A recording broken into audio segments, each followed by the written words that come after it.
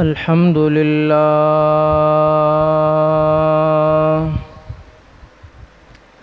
الحمد لله رب العالمين.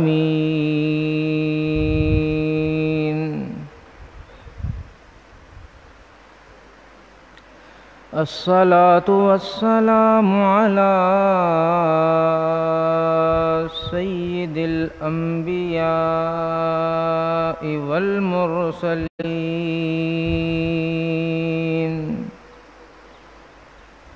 وعلى آله وأصحابه وأهل بيته أجمعين.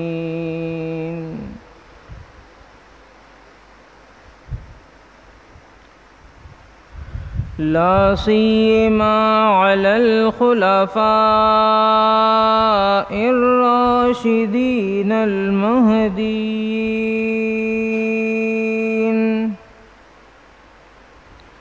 ومن تبعهم بإحسان إلى يوم الدين.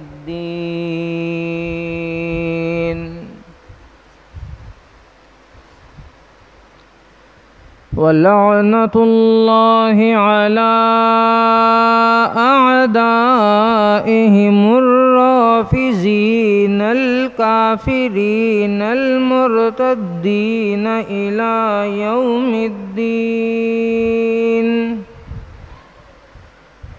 ونشهد أن لا إله إلا الله وحده لا شريك له. ونشهد أن سيدنا وسندنا ونبينا وشفيعنا وحبيبنا وطبيبنا وطبيب قلوبنا ومولانا محمدا عبده ورسوله صلى الله تعالى عليه وعلى آله وأصحابه أجمعين. أعوذ بالله من الشيطان الرجيم. بسم الله الرحمن الرحيم.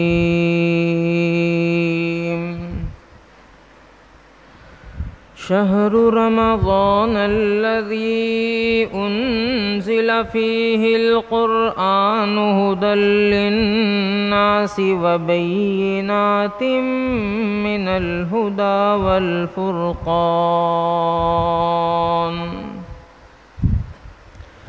وقال تعالى في مقام آخر: إنا أنزلناه في ليلة القدر وما أدراك ما ليلة القدر. ليلة القدر خير من 1000 شهر. تنزل الملائكة والروح فيها بإذن ربهم من كل أمر. سلام هي حتى مطلع الفجر.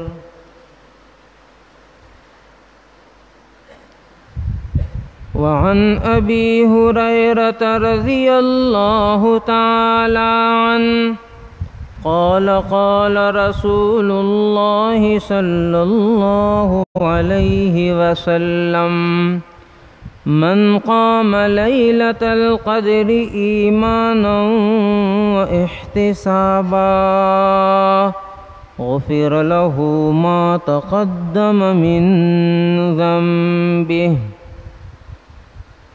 وعن عائشة رضي الله تعالى عنها قالت قال رسول الله صلى الله عليه وسلم تحروا ليلة القدر في الوتر من العشر الأواخر من رمضان.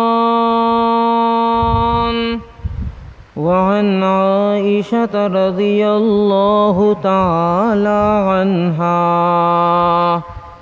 قالت قلت يا رسول الله أرأيت إن علمت أي ليلة ليلة القدر ما أقول فيها؟ قال قولي اللهم إنك عفو تحب العفو فاعف عني، أو كما قال النبي صلى الله عليه وسلم. صدق الله مولانا العظيم وصدق رسوله النبي الكريم، ونحن على ذلك من الشاهدين والشاكرين، والحمد لله رب العالمين.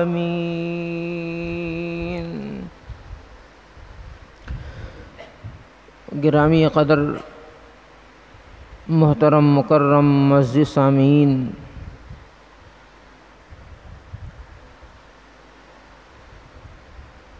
گزشتہ جمعے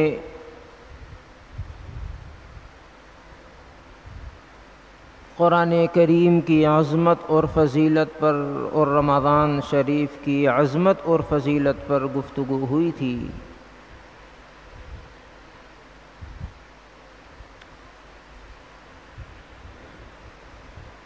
کہ ہم رمضان المبارک کو فضیلت اور اہمیت کی نظر سے دیکھتے ہیں.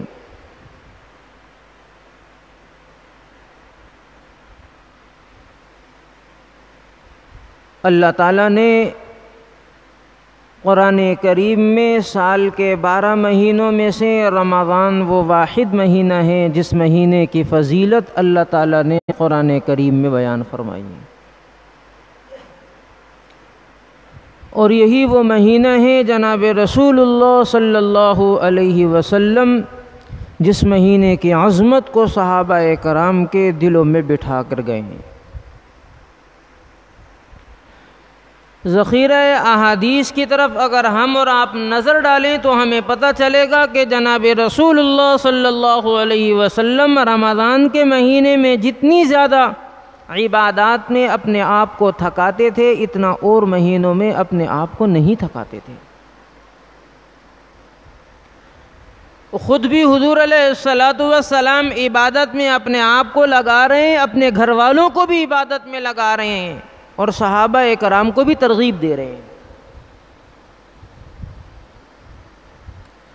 اس پر تفصیلی احادیث اور ان پر گفتگو ہم نے گزشتہ اور اس سے پچھلے جمعے آپ حضرات کے سامنے رکھی تھی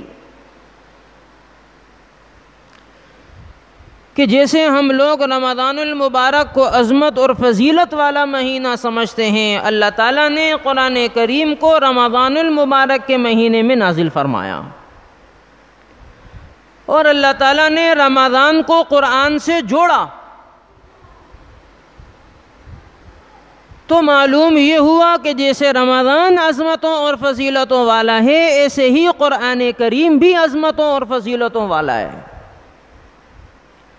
قرآن کریم میں جس رکوع کے اندر اللہ تعالیٰ نے روزے کی فرضیت کو بیان فرمایا، وہیں پر یہ بات ہمارے سامنے رکھی. شہر رمضان الذی انزل فیہ القرآن، رمضان ہی وہ مہینہ ہے جس مہینے میں اللہ تعالیٰ نے قرآن کریم کا نزول فرمایا. معلوم یہ ہوا کہ قرآن کریم کو رمضان کے پورے مہینے کے ساتھ جوڑ کر اللہ تعالیٰ قرآن کریم میں بیان فرما رہے ہیں. رمضان کی عظمت بھی سامنے آ رہی ہے، قرآن کریم کی عظمت بھی سامنے آ رہی ہے، رمضان کی فضیلت بھی سامنے آ رہی ہے اور قرآن کریم کی فضیلت بھی سامنے آ رہی ہے۔ اس پر ہم نے گزشتہ جمعے قرآن کریم کے 3 حقوق آپ حضرات کے سامنے رکھے تھے، ان پر کچھ گفتگو ہوئی تھی، کچھ باقی تھی۔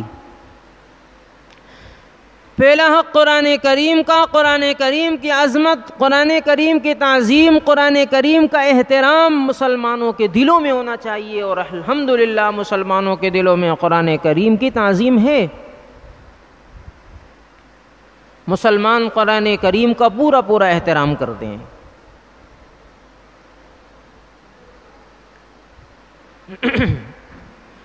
قرآن کریم کے دوسرے حق پر بات ہوئی تھی کہ قرآن کریم کا دوسرا حق قرآن کریم کی تلاوت کرنا ہے، اور ہمارے یہاں معاشرے کے اندر قرآن کریم کے اس دوسرے حق کے جو ساتھ جو سلسلہ کیا جا رہا ہے وہ ہم اور آپ جانتے ہیں کہ قرآن کریم کا نزول اس لیے ہوا کہ قرآن کریم کی تلاوت کی جائے، قرآن کریم کو پڑھا جائے، اور قرآن کریم کو سیکھا جائے، اور قرآن کریم کو سکھایا جائے۔ آج قرآن کریم سے تعلق ہمارا اس اعتبار سے ختم ہو چکا ہے، ہمارے یہاں قرآن کریم کی تلاوت نہ ہونے کے برابر ہے۔ آپ جائزہ لیں، ہر شخص اپنی ذاتی اعتبار سے اپنا جائزہ لے، اپنے گھر کا جائزہ لے، اپنے خاندان کا جائزہ لے، اپنے علاقے کا جائزہ لے، خود اپنی کیفیت اس کے سامنے کھل کر سامنے آ جائے گی کہ ہم قرآن کریم کو کتنا ٹائم دیتے ہیں۔ ایک غلط تاثر ہمارے یہاں لوگوں کے دلوں میں بیٹھ چکا ہے کہ قرآن کریم اگر پڑھنا ہے تو سمجھ کر پڑھا جائے، بغیر سمجھے نہیں پڑھا جائے، کوئی فائدہ نہیں ہے۔ غلط تاثر پیدا ہو چکا ہے۔ قرآن کریم وہ اللہ تعالیٰ کا کلام ہے جس کو اگر سمجھ کر پڑھا جائے گا تو بھی اللہ تعالیٰ کی طرف سے اجر و ثواب ملے گا، اگر بغیر سمجھے پڑھا جائے گا تو بھی اجر و ثواب ملے گا۔ جناب رسول اللہ صلی اللہ علیہ وسلم نے کھول کر بیان فرمایا ہے، تفصیل سے بیان فرمایا ہے، وضاحت کر کے بیان فرمایا ہے کہ ایک شخص قرآن کریم کی تلاوت کر رہا ہے، اس کو اس کے معنی کا معلوم نہیں ہے، وہ نہیں سمجھ رہا، اس کے ترجمے کو نہیں سمجھ رہا، اس کے مسئلے کو نہیں سمجھ رہا، اس کے مفہوم کو نہیں سمجھ رہا، لیکن وہ قرآن کریم پڑھ رہا ہے۔ جناب رسول اللہ صلی اللہ علیہ وسلم کی احادیث یہ بتاتی ہیں کہ یہ قرآن کریم جو پڑھ رہا ہے اس کا پڑھنا بھی ثواب سے خالی نہیں ہے، اس کو ثواب مل رہا ہے۔ یہ جو قرآن سمجھتا نہیں ہے، اگر یہ قرآن پڑھ رہا ہے، ویسے ہی قرآن کھول کے پڑھ رہا ہے، جناب رسول اللہ صلی اللہ علیہ وسلم نے فرمایا 1 حرف پر 10 نیکی ہے۔ یہی اگر نماز میں کھڑا ہو کر پڑھ رہا ہے 1 حرف پر 100 نیکی ہیں۔ یہی اگر رمضان شریف کے اندر تلاوت کر رہا ہے بغیر نماز کے، اور تلاوت کا ثواب بڑھتا چلا جا رہا ہے، نماز میں کھڑا ہو کر تلاوت کر رہا ہے ثواب اور زیادہ بڑھتا چلا جا رہا ہے۔ ہم اور آپ اس کا اندازہ نہیں لگا سکتے کہ کتنا بڑھ رہا ہے۔ تو قرآن کریم اللہ تعالیٰ کا کلام ہے، اس کو اگر سمجھ کر پڑھا جائے گا تو بھی اس پر ثواب ملے گا، اگر بغیر سمجھے پڑھا جائے گا تو بھی اس پر ثواب ملے گا۔ تو قرآن کریم کا دوسرا حق کیا ہوا کہ قرآن کریم کی تلاوت کرنا۔ تو میرے عزیزوں، میرے دوستوں، میرے بھائیوں اور بزرگوں، ہمارے مرد، ہماری خواتین، ہم سب کو اس پر غور و فکر کرنا ہوگا کہ ہمارے گھروں کے اندر ہماری کیا کیفیت ہے کہ ہم قرآن کریم کے ساتھ کیا معاملہ کر رہے ہیں۔ قرآن کریم کی تلاوت کی جا رہی ہے یا نہیں کی جا رہی؟ اگر نہیں کی جا رہی تو اس پر غور و فکر کیا جائے، قرآن کریم کی تلاوت کا معمول بنایا جائے، قرآن کریم کی تلاوت کی جائے، اور قرآن کریم کی جہاں تلاوت کی جاتی ہے وہاں اللہ تعالیٰ کی رحمتیں نازل ہوتی ہیں، اللہ تعالیٰ کی برکتیں نازل ہوتی ہیں، ثواب تو اپنی جگہ پر ہے۔ آدمی قرآن کریم کی تلاوت کرتا ہے، دعا کرتا ہے، دعا قبول ہوتی ہے۔ قرآن کریم کے اختتام پر آدمی جو دعا مانگے دعا قبول ہوتی ہے۔ پھر آدمی اپنے مرحومین کے لیے دعا مانگے، یہ الگ خیر کا ذریعہ ہے۔ تو قرآن کریم سے تعلق اور نسبت جو ہمارا ختم ہو چکا ہے اس کو ہم نے واپس بحال کرنا ہے۔ اس پر خوب زور دیا جائے، خوب غور و فکر کی جائے کہ ہمارے چھوٹے، ہمارے بڑے، ہمارے مرد، ہماری عورتیں قرآن کریم کو ٹائم دیں، بہت ضروری ہے۔ ہم نے گزشتہ جمعے اس پر تفصیلی گفتگو کی ہے کہ دیکھو قرآن کریم جناب رسول اللہ صلی اللہ علیہ وسلم پر نازل ہوا، اور قرآن کریم کے نزول کا آپ انداز دیکھیں۔ اللہ تعالیٰ نے قرآن کریم لکھ کر ایک کتاب میں نہیں دے دی، بلکہ قرآن کریم حضرت جبریل علیہ السلام لے کر کے حضور علیہ السلام کو پہنچا رہے ہیں، اور جو قرآن کریم لانے والا فرشتہ ہے جس کی ذمہ داری ہے وہ سارے فرشتوں کا سردار ہے۔ کسی اور فرشتے کا انتخاب نہیں ہوا قرآن لانے پر، کس کا انتخاب ہوا؟ جو فرشتوں میں فرشتوں کے سردار ہیں۔ قرآن کریم کے لانے کا انتخاب یہ ہوا، اور قرآن کریم کے نزول کے لیے کس کا انتخاب ہوا کہ کس پر نازل کیا جائے گا؟ سید البشر امام الانبیاء جناب محمد الرسول اللہ صلی اللہ علیہ وسلم کا انتخاب ہوا، کسی اور نبی کا انتخاب نہیں ہوا، کسی اور انسان کا انتخاب نہیں ہوا، سید البشر کا، ساری انسانیت کے سردار جناب محمد الرسول اللہ صلی اللہ علیہ وسلم کا انتخاب ہوا کہ آپ پر قرآن کریم کا نزول ہو رہا ہے۔ اور پھر جس کتاب کا انتخاب ہوا وہ ساری کتابوں میں سب سے اعلیٰ قرآن کریم۔ اللہ تعالیٰ نے جتنی آسمانی کتابیں نازل فرمائی ہیں ساری کتابوں میں سب سے اعلیٰ کتاب قرآن کریم ہے، اور جس مہینے میں نازل کرنے کا ارادہ فرمایا وہ مہینہ سارے مہینوں کا سردار رمضان کا مہینہ۔ آپ نے قرآن کریم کی آیت سنی، شہر رمضان الذی انزل فیہ القرآن، کہ اللہ تعالیٰ نے اس کو رمضان کے مہینے میں نازل فرمایا۔ اور اب جب آگے چلیں گے 30واں سپارہ آئے گا تو سورہ قدر اللہ تعالیٰ نے نازل فرمائی ہے، وہ اصل میں لیلۃ القدر کی فضیلت پر ہے، لیکن اس لیلۃ القدر کی فضیلت پر جب آپ اس سورت کا مطالعہ کریں گے تو آپ کو اندازہ ہوگا کہ پورے سال کا نچوڑ اللہ نے رمضان کو بیان فرمایا، اور پورے رمضان کا نچوڑ اللہ نے لیلۃ القدر کو بیان فرمایا، اور اس لیلۃ القدر کو اللہ نے قرآن سے جوڑ دیا۔ کیا فرمایا؟ اِنَّا أَنزَلْنَاهُ فِي لَيْلَةِ الْقَدْرِ۔ وہاں رمضان کی فضیلت کا بیان ہوا تو کہا کہ ہم نے قرآن رمضان میں نازل فرمایا، اور یہاں پر ایک رات کی فضیلت کا بیان ہو رہا ہے تو یہاں اللہ تعالیٰ اس رات کو قرآن کے ساتھ جوڑ کر بیان فرما رہے ہیں۔ آپ اس نسبت کو دیکھیں کہ دیکھو وہاں رمضان کے مہینے کے ساتھ قرآن کو جوڑا، یہاں لیلۃ القدر کے ساتھ قرآن کو جوڑا۔ جہاں جہاں فضیلت مخصوص ہوتی جا رہی ہے، مختص سے مختص ہوتی جا رہی ہے، وہاں قرآن کو جوڑ کر بیان کیا جا رہا ہے۔ اِنَّا أَنزَلْنَاهُ فِي لَيْلَةِ الْقَدْرِ، ہم نے قرآن کریم کو لیلۃ القدر میں نازل فرمایا۔ معلوم یہ ہوا کہ قرآن کا نزول رمضان میں ہوا، اور رمضان کے آخری عشرے میں ہوا، اور آخری عشرے کی ایک رات ہے جو لیلۃ القدر جس کو کہا جاتا ہے، اس لیلۃ القدر میں قرآن کریم کا نزول ہوا۔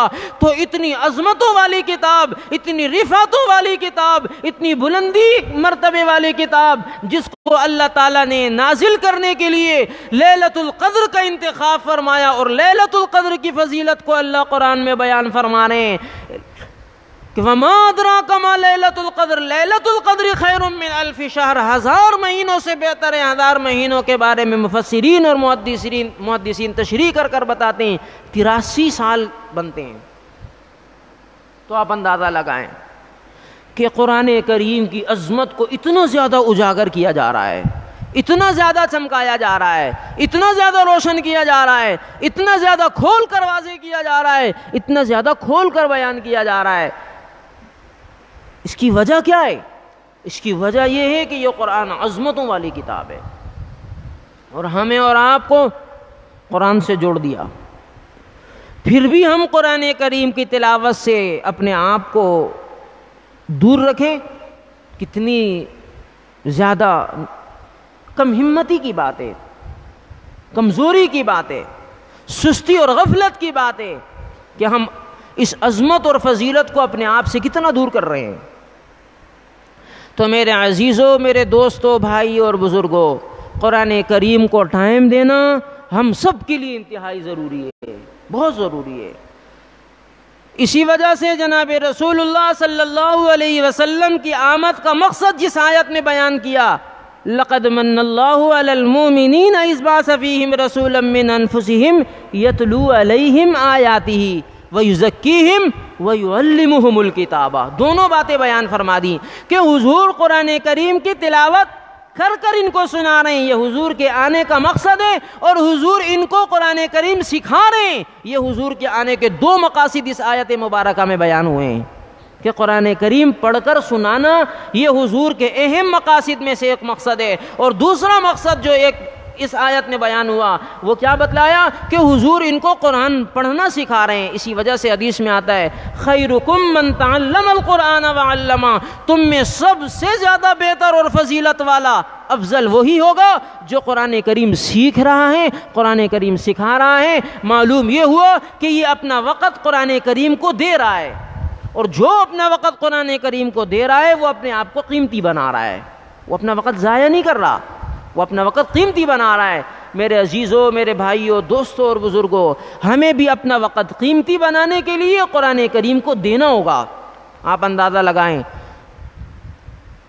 کہ ایک مہینہ ہمارے پاس 30 دن ہے، ایک دن کے اندر 24 گھنٹے ہیں، ایک ہفتے کے اندر 7 دن ہیں، اور ہم اندازہ لگائیں کہ ہم کیسے ان کو دنیا کے اوپر قربان کر رہے ہیں، پورا مہینہ کیسے ہم ضائع کر رہے ہیں دنیا کے پیچھے، پورا ہفتہ کیسے ضائع کر رہے ہیں، پورا دن کیسے ضائع کر رہے ہیں۔ ہم قرآن کریم پڑھنے کے لیے کتنا وقت صرف کر رہے ہیں، یہ ہمیں سوچنا ہوگا، ہمیں غور و فکر کرنی ہوگی، ہمیں اس پر اپنے آپ کو تیار کرنا ہوگا۔ اگر ہم یہ چاہتے ہیں کہ ہمیں بھی اللہ تعالیٰ فضیلت عنایت فرما دیں، اللہ تعالیٰ ہم پر رحمت نازل فرمائیں، اللہ تعالیٰ ہم پر برکت نازل فرمائیں، اللہ تعالیٰ ہماری بیماریوں کو ختم فرمائیں، اللہ ہمارے مسائل حل فرمائیں، اگر ہم یہ چاہتے ہیں کہ ہماری زندگی میں برکت ہو، ہمارے مال میں، ہماری آل اولاد میں برکت ہو، تو اپنا وقت قرآن کریم کو دینا ہوگا، اور جس حساب سے جتنا جو وقت دے گا اللہ تعالیٰ اس حساب سے اس کو برکتوں، سعادتوں، فضیلتوں سے نوازیں گے، اس کے مسائل اتنے ہی زیادہ حل ہوں گے۔ حدیث میں جس کا خلاصہ یوں ہے کہ ایک آدمی قرآن کریم کی تلاوت کرتا ہے، اس کو دعاؤں کا ٹائم نہیں مل رہا، وہ قرآن کریم کی تلاوت میں لگا ہوا ہے، تو جو دوسرے لوگ ہیں جو دعائیں کر رہے ہیں، اللہ تعالیٰ اس قرآن کریم کو کی تلاوت کرنے والے کو ان سے زیادہ دیں گے جو دعائیں کر کر مانگ رہے ہیں، ان کو جو دیا جا رہا ہے، آپ اندازہ لگائیں۔ تو اسی لیے قرآن کریم کو ٹائم دینا ہمارے لیے بہت ضروری ہے بحیثیت مسلمان ہونے کے۔ رمضان شریف کا کافی سارا حصہ گزر چکا ہے، بہت مختصر سے حصہ رہ چکا ہے، اگر ہم نے کوتاہی کی ہے، کمزوری کی ہے، تو ہم ابھی بھی اس کو قیمتی بنا سکتے ہیں کہ ان اوقات کو جو رہ چکے ہیں ان کو قیمتی سے قیمتی بنا لیں، قرآن کریم کو وقت دیں، قرآن کریم کی تلاوت کریں اور اس سے فائدہ حاصل کریں۔ آخری عشرے کے بارے میں ایک سورت مبارکہ سورہ قدر آپ کے سامنے تلاوت کی، اور اسی طریقے سے جناب رسول اللہ صلی اللہ علیہ وسلم کی 3 احادیث مبارکہ آپ حضرات کے سامنے تلاوت کی ہیں کہ لیلۃ القدر کی فضیلت پر کہ وہ اللہ تعالیٰ ہمیں سمجھنے کی توفیق عنایت فرما دیں، اللہ تعالیٰ ہمیں اس کو قیمتی بنانے کی اور اس سے اپنے آپ کو قیمتی بنانے کی اللہ تعالیٰ توفیق عنایت فرما دیں۔ جناب رسول اللہ صلی اللہ علیہ وسلم نے لیلۃ القدر کی فضیلت صحابہ کرام کو سمجھائی، اور حضرت عائشہ صدیقہ رضی اللہ تعالی عنہا فرماتی ہیں قال رسول اللہ صلی اللہ علیہ وسلم تحروا لیلۃ القدر فی الوتر من العشر الاواخر من رمضان، کہ لیلۃ القدر کو تلاش کرو۔ معلوم یہ ہوا کہ یہ کوئی قیمتی چیز ہے جس کے تلاش کرنے میں حضور لگا رہے ہیں، جس کے تلاش کرنے کی حضور اہمیت بتا رہے ہیں، جس کے بارے میں حضور توجہ دلوا رہے ہیں۔ کن کو؟ امت محمدیہ کو، اس دور میں صحابہ کو، صحابیات کو، امہات المومنین کو، قیامت تک آنے والے ہر مسلمان کو یہ سمجھایا جا رہا ہے کہ دیکھو لیلۃ القدر کو تلاش کرو۔ کب تلاش کرو؟ کہاں تلاش کرو؟ کیسے تلاش کرو؟ جناب رسول اللہ صلی اللہ علیہ وسلم فرما رہے ہیں فی الوتر من العشر الاواخر من رمضان، رمضان المبارک کے آخری عشرے کی تاخیراتوں کے اندر ان کو تلاش کرو۔ 21 کی رات گزر گئی، 23 کی رات گزر گئی، 25 کی باقی ہے، 27 کی باقی ہے، 29 کی باقی ہے۔ ان ساری راتوں میں سے کون سی رات لیلۃ القدر ہوگی یہ اللہ جانتے ہیں۔ اللہ تعالیٰ نے اس لیلۃ القدر کی رات کو ہم سے مخفی رکھا ہوا ہے، صرف اتنا بتا دیا ہمارے نبی اکرم صلی اللہ علیہ وسلم کے ذریعے سے کہ یہ رات تم تلاش کرنا چاہتے ہو تو یہ آخری عشرے کی بھی طاق راتوں کے اندر اللہ نے اس کو رکھا ہوا ہے۔ اس کو تلاش کرنا ہے تو محنت کرو، جد و جہد کرو، تلاش کرو، عبادت میں اپنے آپ کو لگاؤ۔ وہ حدیث مبارکہ جو فضائل اعمال میں شیخ صاحب نے نقل کی ہے، اس میں وضاحت کے ساتھ فرماتے ہیں کہ دیکھو لیلۃ القدر کی جب رات ہوتی ہے تو حضرت جبریل علیہ السلام فرشتوں کی ایک بڑی جماعت کو لے کر اللہ کے حکم سے زمین پر اترتے ہیں، اور سب جھنڈا ان کے پاس ہوتا ہے، اور اس کو لیلۃ قدر کی رات لے کر اترتے ہیں اور بیت اللہ کے اوپر اس کو کھڑا کر دیتے ہیں، اور فرشتوں کی جماعت سے کہتے ہیں جاؤ مشرق میں، مغرب میں، شمال میں، جنوب میں، چاروں طرف پھیل جاؤ، اور پھیلنے کے بعد دیکھو، تلاش کرو، ڈھونڈو کہ کون وہ شخص ہے جو عبادت میں لگا ہوا ہے، نماز پڑھ رہا ہے، دعاؤں میں لگا ہوا ہے، ذکر و اذکار میں لگا ہوا ہے، قرآن کریم کی تلاوت میں لگا ہوا ہے، لیلۃ القدر کی تلاش میں اپنے گھر کو چھوڑ کر مسجد میں آ کر اعتکاف کی نیت سے چادریں ڈال کر اپنے خیمے میں بیٹھا ہوا ہے، یا سو رہا ہے مسجد کے اندر، اعتکاف کے اندر سو بھی رہا ہے، وہ بھی لیلۃ القدر کی تلاش میں شمار ہوگا اس کا۔ یا عورتیں اپنے گھروں کے اندر اعتکاف میں نیت کر کر اس بستر پر سو بھی رہی ہیں، وہ بھی لیلۃ القدر کی تلاش میں شامل ہیں۔ تو فرشتے اتریں گے، یہ تلاش کر رہے ہیں ان لوگوں کو، اور ان کو مصافحہ کرتے ہیں، سلام کرتے ہیں، السلام علیکم ورحمۃ اللہ وبرکاتہ، اور دیکھتے ہیں جو شخص دعا کر رہا ہوتا ہے اس کے دعا پر فرشتے آمین کہہ رہے ہوتے ہیں۔ اب آپ اندازہ لگائیں، جو شخص دعا کر رہا ہے ہاتھ اٹھا کر، یا اللہ میری مغفرت فرما دے، یا اللہ میری دنیا کا مسئلہ حل کر دے، میری آخرت کا مسئلہ حل کر دے، میرے والدین کی مغفرت فرما دے، میرا یہ مسئلہ حل کر دے، ہر آدمی اپنی دعاؤں کے لیے ہاتھ اٹھا کر مانگ رہا ہے اللہ سے، وہ جو دعا مانگ رہا ہے فرشتہ کھڑا ہوا ہے آمین کہہ رہا ہے اس پر۔ جیسے ہی یہ رات ختم ہوتی ہے، یہ سارے فرشتے پوری زمین سے واپس کھنچتے ہوئے جاتے ہیں حضرت جبریل علیہ السلام کے پاس، اور وہاں جمع ہوتے ہیں، اور حضرت جبریل فرماتے ہیں چلو بھائی واپس جانا ہے۔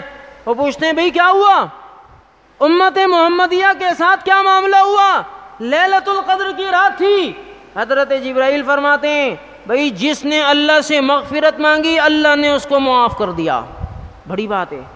جس نے جو دعا مانگی وہ دعا اس کی اللہ نے قبول فرما دی۔ اگر مغفرت کی دعا مانگی اللہ نے اس کو معاف کر دیا، لیکن 4 شخص ایسے ہیں جن کو اللہ تعالیٰ معاف نہیں کرتے۔ وہ کون 4 ہیں؟ حدیث میں پہلا وہ شخص جو شراب کا عادی ہو، شرابی ہو، اللہ تعالیٰ اس کی مغفرت نہیں فرمائیں گے، اور دوسرا وہ جو والدین کا نافرمان ہو اس کی بھی مغفرت نہیں فرمائیں گے، تیسرا وہ جو اپنے رشتے کو تعلق کو توڑنے والا ہو، اپنے رشتہ داروں سے قطع تعلق ہی کر کے بیٹھا ہوا ہے۔ آدمی انسان ہے، دنیا میں مسائل پیدا ہو جاتے ہیں، کسی سے کوئی غلط بات بھی آدمی کو پہنچ جاتی ہے، غلط حرکت بھی کسی کی ہو جاتی ہے، تکلیف پہنچتی ہے، تکلیف میں آدمی کو غصہ بھی آتا ہے، غصے میں آدمی انتقام بھی لیتا ہے، سب کچھ کرتا ہے، لیکن اگر وہ اپنے رشتے کو ختم کر دے اور تعلق کو ختم کر دے تو یہاں پر کیا فرما رہے ہیں کہ اس کی مغفرت نہیں ہوگی۔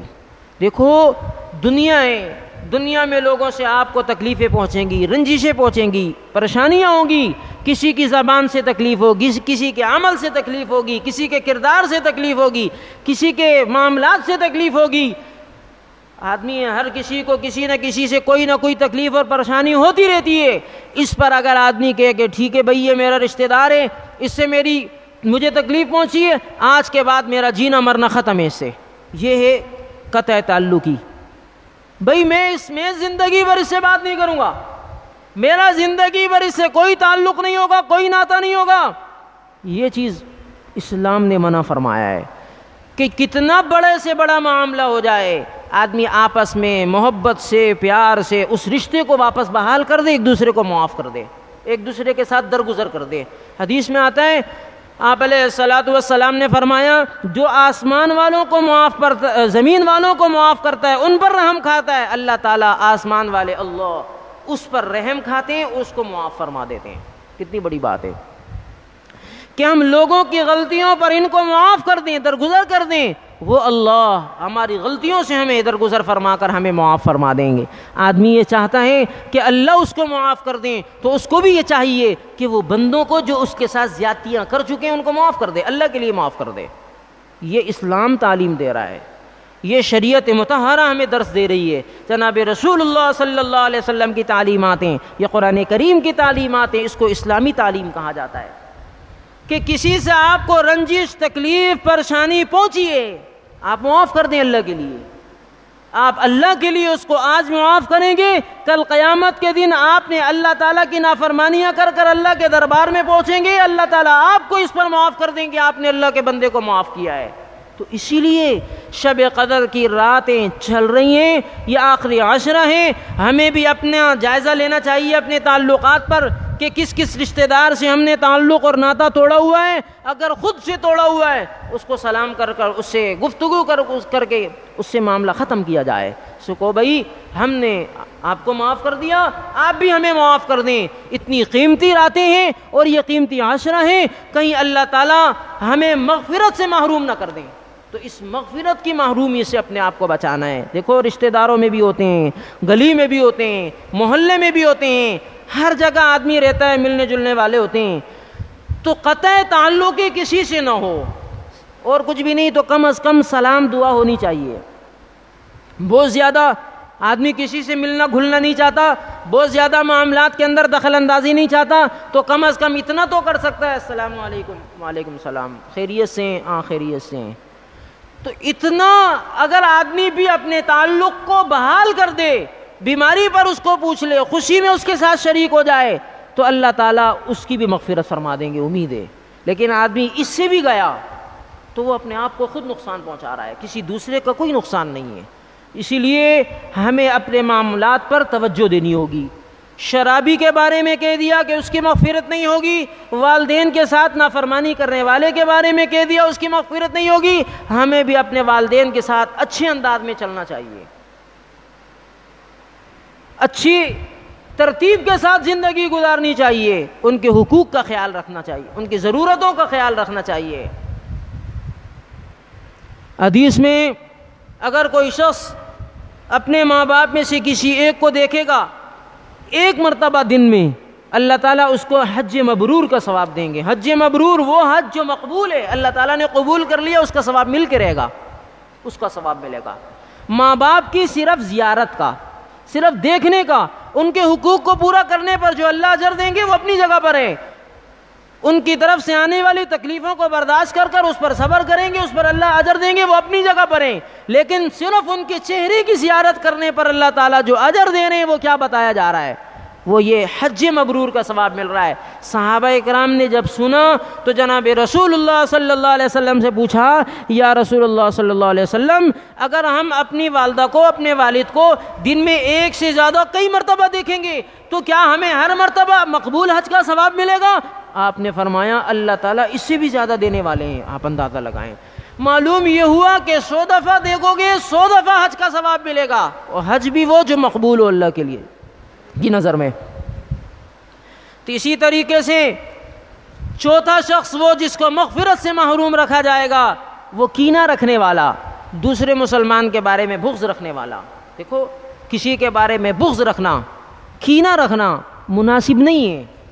کوئی بھی معاملہ کسی کے ساتھ ہوا ہے، کوئی اس میں تکلیف پیدا ہو گئی ہے، تو آدمی کینہ رکھ کر اس سے قطع تعلق ہی کر دے، ایسی بات نہیں ہونی چاہیے۔ اس کے ساتھ صاف لفظوں میں بات کرے کہ دیکھو آپ کے ساتھ میرا یہ معاملہ تھا اور یہ مجھے شکایت پہنچی ہے، آپ اس کی تفصیل وضاحت کر دیں، وہ آپ کے سامنے جو وضاحت کر دے آپ اس پر اعتبار کر لیں. شریعت نے کہا ہے ہم نے ظاہر پر اعتبار کرنا ہے.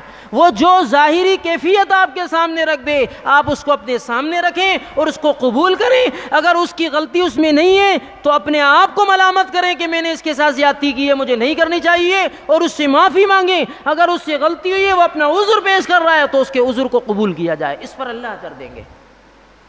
تو قطع رحمی جو شخص کرتا ہے اس کی مغفرت نہیں ہوگی, جو دل میں کینہ رکھ کر معاملات کو ختم کرتا ہے اس کی مغفرت بھی نہیں ہوگی. لہذا اس لیلۃ القدر کی فضیلت کو حاصل کرنا اور اس کی تلاش میں لگنا, جناب رسول اللہ صلی اللہ علیہ وسلم اس کا حکم ارشاد فرما رہے ہیں. حضرت عائشہ کیا فرماتی ہیں؟ آپ علیہ الصلوۃ والسلام نے فرمایا تحروا لیلۃ القدر فی الوتر من العشر الاواخر من رمضان, رمضان کے آخری عشرے کی طاق راتوں میں لیلۃ القدر کو تلاش کرو. حضرت ابو ہریرہ فرماتے ہیں قال قال رسول اللہ صلی اللہ علیہ وسلم من قام لیلۃ القدر ایمانا واحتسابا غفر له ما تقدم من ذنبه, جو لیلۃ القدر کی رات جس نے قیام کیا ایمان کی حالت میں اور اللہ تعالیٰ سے ثواب کی امید کرتے ہوئے, اللہ تعالیٰ اس کے سابقہ تمام گناہوں کو معاف فرما دیں گے. کتنی بڑی بات ہے. آپ علیہ الصلوۃ والسلام صحابہ اکرام کے سامنے تذکرہ کر رہے تھے پچھلی امتوں کے کسی ایک عابد کا کہ اس نے 1000 سال ایسے گزارے ہیں کہ وہ پوری رات عبادت میں رہتا تھا, صبح اٹھتے ہی وہ گھوڑے کی پشت پر سوار ہوتا تھا اور پورا دن وہ جہاد کرتا تھا اور رات کو اللہ کے سامنے عبادت میں لگ جایا کرتا تھا. 1000 سال اس نے اسی طرح گزارے ہیں. صحابہ اکرام نے جب سنا کہ یہ شخص پچھلی امتوں میں ایسا گزرا ہے جس کی عمر کی پتہ نہیں کتنی تھی, لیکن اس نے اپنی عمر کے 1000 سال ایسے گزارے ہیں جن 1000 سالوں کے اندر وہ ساری رات اللہ کو یاد کرتا تھا, اللہ کی عبادت کرتا تھا, اللہ کے سامنے کھڑا رہتا تھا, اور دن بھر وہ جہاد میں شریک رہتا تھا, جہاد کرتا رہتا تھا. تو اتنی قیمتی عبادت اس شخص نے حاصل کی ہے, اتنی قیمتی فضیلت اس نے حاصل کی ہے. ہماری تو عمریں بھی 100 سے اوپر نہیں ہیں, ہم کیسے اس کو حاصل کریں گے؟ جناب رسول اللہ صلی اللہ علیہ وسلم کے سامنے اس چیز کا اظہار کیا تو آپ علیہ الصلوۃ والسلام نے فرمایا دیکھو اللہ تعالیٰ نے لیلۃ القدر کی رات تمہیں دی ہے, جو ایک رات تمہیں سال میں ایک مرتبہ ایسی ملے گی جس ایک رات کو تم قیمتی بنا لو گے, وہ 1 سال کی ایک رات اس کی زندگی بھر کی عبادت سے تمہیں افضل بنا دے گی. اب ایک آدمی 40 سال گزارتا ہے, 40 سال میں اس کی 40 مرتبہ لیلۃ القدر آتی ہیں. چلو 15 سال بچپن کے نکالے, باقی تو ہوئی نا. اگر 50 سال گزارتا ہے 50 مرتبہ لیلۃ القدر آتی ہے. 60 سال زندگی گزار رہا ہے, 60 سال لیلۃ القدر آتی ہے. ہر سال ایک رات اس کو ایسی مل رہی ہے جس رات کی عبادت, اس کی عبادت کی فضیلت اللہ تعالیٰ 1000 سال کی عبادت سے بڑھا رہے ہیں. اور قرآن کریم میں اللہ تعالیٰ لیلۃ القدر کی فضیلت کو سورہ قدر میں بیان فرما رہے ہیں انا انزلناہ فی لیلۃ القدر وما ادراک ما لیلۃ القدر لیلۃ القدر خیر من 1000 شہر, خیر من 1000 شہر, 1000 مہینوں سے افضل بتا دیا اس کو. آپ اندازہ لگائے. آگے چل کر اللہ تعالیٰ بتا رہے ہیں لیلۃ القدر خیر من 1000 شہر تنزل الملائکۃ والروح فیہا, اس رات فرشتے اترتے ہیں. تنزل الملائکۃ والروح فیہا باذن ربہم من کل امر, اللہ کے حکم سے. سلام ہی حتی مطلع الفجر, اور یہ رات کا جو قیمتی لمحہ ہوتا ہے یہ کسی 1 گھنٹے میں مخصوص اور مقید اور قید نہیں ہے, یا 1 گھنٹے کا کوئی 1 منٹ نہیں ہے جس کو تلاش کرنا مشکل ہو جائے گا, یا پوری رات میں سے کوئی 1 گھنٹہ ہے جس کو تلاش کرنا مشکل ہو جائے گا. بلکہ وضاحت کر دیے مغرب سے لے کر فجر کے طلوع ہونے تک یہ پوری رات لیلۃ القدر ہے. اس پورے حصے کے اندر آدمی جس وقت بھی اپنے آپ کو عبادت میں لگا دے گا, 1 لمحے کے لیے بھی لگا دے گا, وہ رات اس کی قیمتی بن جائے گی. بلکہ حدیث میں آتا ہے اگر ایک شخص لیلۃ القدر کی رات کو عشاء کی نماز بعد جماعت مسجد میں ادا کر لے اور رات جا کر سو جائے اور صبح مسجد میں جا کر جماعت سے فجر کی نماز پڑھ لے, تو علماء فرماتے ہیں حدیث میں اس کو لیلۃ القدر کی فضیلت مل گئی. باقی وہ لیلۃ القدر کی رات کو کھڑا ہو رہا ہے، نماز پڑھ رہا ہے، وہ الگ ثواب ہے، دعائیں مانگ رہا ہے وہ الگ ثواب ہے، ذکر کر رہا ہے وہ الگ ثواب ہے، یہ جتنی بھی عبادت کر رہا ہے وہ اپنی جگہ پر ہے، لیکن فضیلت لیلۃ القدر اس شخص کو مل جاتی ہے جس نے عشاء کی نماز جماعت سے پڑھ لی، جس مرد نے فجر کی نماز جماعت سے پڑھ لی، یا عورتوں میں جس نے عشاء کی نماز وقت پر پڑھ لی اور فجر کی نماز وقت پر پڑھ لی، اس کو لیلۃ القدر مل گئی، اس کی فضیلت اس کو مل گئی۔ تو میرے عزیزوں، میرے دوستوں اور بھائیوں، ہمیں لیلۃ القدر کی تلاش کے لیے اپنے آپ کو تھکانا چاہیے، اس کے لیے قربانی دینی چاہیے۔ حضرت عائشہ صدیقہ رضی اللہ تعالی عنہا فرماتی ہیں کہ میں نے جناب رسول اللہ صلی اللہ علیہ وسلم سے پوچھا، یا رسول اللہ صلی اللہ علیہ وسلم، اگر ہمیں لیلۃ القدر کی رات مل جائے، وہاں عبادت کا موقع مل جائے، تو ہم اللہ سے کیا دعا مانگیں؟ دیکھو کتنی قیمتی بات حضرت عائشہ نے پوچھ لی جناب رسول اللہ صلی اللہ علیہ وسلم سے۔ ہر آدمی یہ چاہتا ہے کہ بھئی میں لیلۃ القدر کو مانگوں، کچھ قیمتی چیز مانگوں، اور کیا مانگوں؟ حضرت عائشہ نے ہمارا یہ مسئلہ حل کر دیا اور خود جناب رسول اللہ صلی اللہ علیہ وسلم سے پوچھا کہ یا رسول اللہ صلی اللہ علیہ وسلم، میں اگر لیلۃ القدر میں دعا مانگوں تو میں کیا دعا مانگوں؟ حضرت عائشہ صدیقہ رضی اللہ تعالی عنہ کے جواب میں جناب رسول اللہ صلی اللہ علیہ وسلم نے فرمایا، یوں دعا مانگو، اللہم انکا عفو تحب العفو فاعف عنی، اے اللہ بے شک آپ بخشش اور مغفرت کو پسند فرماتے ہیں، مجھے بخش دیجئے، میری مغفرت فرما دیجئے۔ یہ دیکھو اللہ تعالیٰ سے اپنی مغفرت کی دعا مانگو، اپنی بخشش کی دعا مانگو۔ انسان کا، مسلمان کا سب سے بڑا مسئلہ مغفرت کا ہے، سب سے بڑا مسئلہ بخشش کا ہے۔ اگر اللہ نے اس کی مغفرت کا معاملہ اور فیصلہ فرما دیا، اس کی سارے مسائل حل ہو گئے۔ اگر اللہ نے اس کی بخشش اور مغفرت کو روک دیا، اس کے سارے مسائل خطرے میں پڑ گئے۔ تو حضرت عائشہ کے سوال پر جناب رسول اللہ صلی اللہ علیہ وسلم نے قیمتی مسئلہ حل فرما دیا۔ یہ چھوٹی سی دعا ہے، بہتر تو یہ ہے کہ ہم سب کو، ہمارے مردوں کو، ہماری عورتوں کو، ہمارے چھوٹوں کو، ہمارے بڑوں کو یہ دعا یاد ہونی چاہیے، اللہم انک عفو تحب العفو فاعف عنی۔ یہ دعا سب کو یاد ہونی چاہیے، اس کے الفاظ یاد ہونے چاہیے، اس لیے کہ یہ الفاظ حضور نے بتائیں اور حضرت عائشہ کے پوچھنے میں بتائیں۔ اس دعا کے الفاظ کے اپنے برکات ہیں، اس کی اپنی برکتیں ہیں۔ اگر ہم ان کے الفاظ سے ان دعا کو مانگیں گے تو اس کی اپنی برکات ہمیں ملیں گی، اور اگر اس کے الفاظ یاد نہ ہوں تو کم از کم ہم اپنے الفاظ میں، اپنی زبان میں تو یہ دعا مانگ سکتے ہیں، یا اللہ آپ بخشش اور مغفرت کو پسند فرماتے ہیں، معاف کرنے کو پسند فرماتے ہیں، یا اللہ مجھے معاف فرما دے۔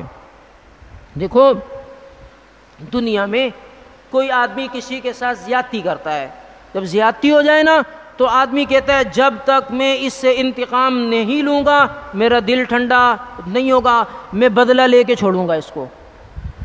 آپس میں تعلق خراب ہو جاتا ہے، معاملہ خراب ہو جاتا ہے، لڑائی ہو جاتی ہے، رنجش ہو جاتی ہے، وہ کہتا ہے جب تک میں بدلہ نہیں لوں گا، انتقام نہیں لوں گا، جب تک میں چھوڑوں گا نہیں۔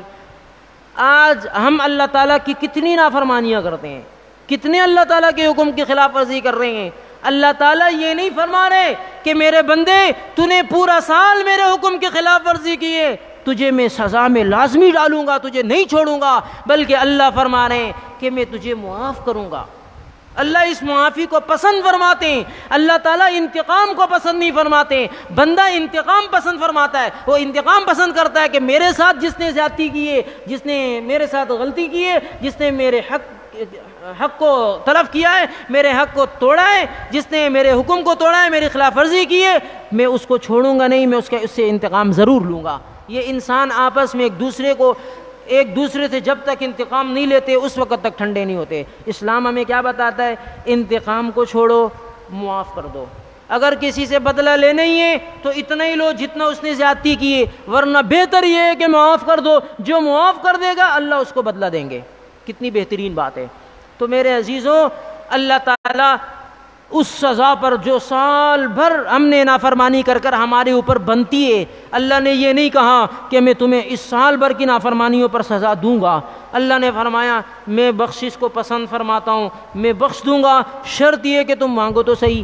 تو کتنا بخیل ہے، کتنا سست ہے، کتنا ناکارہ ہے، کتنا بدنصیب ہے وہ شخص جو رمضان میں اپنی بخشش نہ کروائے۔ اور وہ دعا کتنی مشہور ہے کہ حضور علیہ الصلاۃ والسلام ممبر پر چڑھ رہے تھے، آپ علیہ الصلاۃ والسلام ممبر پر چڑھتے ہوئے آمین کہہ رہے تھے، حضرت جبرائیل علیہ السلام بد دعا فرما رہے تھے۔ ذلیل و رسوا وہ شخص جس کو رمضان کا مہینہ ملا، اس نے اللہ سے اپنی مغفرت نہ کروائی۔ تو رمضان کا مہینہ ہمیں ملا، برکتوں والا مہینہ، عظمتوں والا مہینہ، سعادتوں والا مہینہ، گزرتا چلا جا رہا ہے، کتنی تیزی کے ساتھ گزر رہا ہے۔ اگر ہم میں سے کوئی حافظ قرآن تھا، اس نے قرآن سے تعلق توڑا ہے، اس کو بھی اپنے گریبان میں منہ ڈالنا ہوگا، سوچنا ہوگا۔ اگر ہم میں سے کوئی شخص کلمہ پڑھنے والا مسلمان ہے، اس کو بھی سوچنا ہوگا کہ میں نے سال بھر قرآن کو تو پڑھا نہیں، رمضان کا پورا مہینہ گزر گیا، میں نے قرآن کو پڑھا نہیں، اب یہ تھوڑے دن رہ گئے، قرآن سے تعلق جوڑ کر وقت کو قیمتی بنا لیا جائے۔ یہ تھوڑی سی راتیں رہ گئی ہیں، حضور علیہ الصلاۃ والسلام نے ان راتوں کو خود بھی قیمتی بنایا، عبادت کی ہے، صحابہ کو عبادت کرنے کا حکم بھی دیا ہے، ہمیں بھی حکم دیا جا رہا ہے، ہمیں بھی چاہیے ہم ان راتوں کو قیمتی بنانے کی فکر کریں۔ اللہ تعالیٰ مجھے بھی، آپ کو، ہم سب کو ان راتوں کو قیمتی بنانے کی، ان دنوں کو قیمتی بنانے کی توفیق نصیب فرما دیں۔ جو تھوڑے بہت لمحات رہ چکے ہیں رمضان کے، ان کو بھائی قیمتی سے قیمتی بنا لیں، گناہوں سے بچا کر اعمال صالحہ کی طرف لگا لیں۔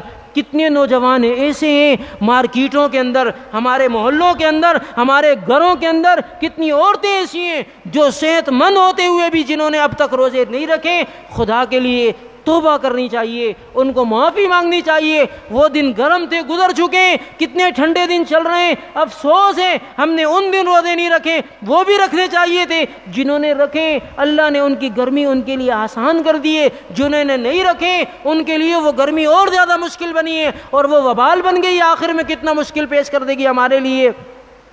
یہ آگے جو دن چل رہے ہیں کم از کم ہمیں ان کو قیمتی بنانا چاہیے۔ وہ ہمارے نوجوان جو ہمارے علاقے کے اندر رہ رہے ہیں، وہ ہماری عورتیں، وہ ہمارے بچے جو بلوغت کو پہنچ چکے ہیں، جو بالغ ہو چکے ہیں اور سر عام روزے کھا رہے ہیں، وہ دکاندار جو سر عام روزے کھا رہے ہیں، روزے رکھ سکتے ہیں، وہ اتنے صحت مند ہیں کہ اگر پورا تین دن ان کو کھانا نہ ملے، تین دن ان کو پانی نہ ملے، تب بھی زندگی گزار سکتے ہیں۔ ایسے نوجوان بھی روزہ چھوڑ رہے ہیں۔ ہمیں چاہیے کہ ہم ان کو سمجھائیں، جو ہمارے اٹھنے بیٹھنے والے ملنے جلنے والے ہیں، ان کو سمجھایا جائے کہ بھائی یہ تھوڑے دن رہ گئے، ان کو قیمتی بنایا جائے۔ اللہ تعالی ہم سب کو سمجھنے کی، عمل کرنے کی توفیق عنایت فرمائیں۔ وآخر دعوانا ان الحمد للہ رب العالمین۔ سنتیں پڑھ